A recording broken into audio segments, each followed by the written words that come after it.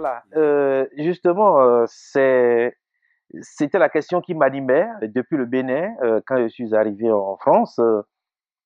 Et donc, je ne savais pas du tout que mon évêque allait m'autoriser à faire cette formation parce que j'ai eu quand même la chance de faire 3 ans de mission au nord du Bénin, un diocèse entièrement rural, mais comme le mien, de Lokossa, où j'ai constaté que les populations que j'avais en face de moi se référaient tout le temps aux prêtres pour les moindres besoins.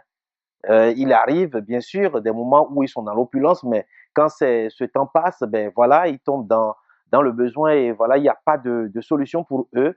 Il n'y en a pas une autre que de tourner vers le prêtre. Et donc, moi, je me suis dit, mais comment les aider à profiter, à mieux profiter de la terre pour en bénéficier pendant longtemps? Et c'était donc la question qui m'occupait. L'autre chose, c'est que ben, c'était une population souvent mal nourrie.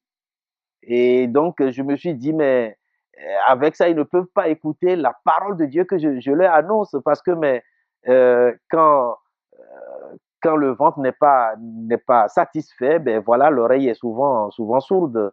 Et donc, c'est pour cela que je me suis dit, mais je peux apporter quand même ma contribution à l'évangélisation en aidant justement les gens à bien se nourrir.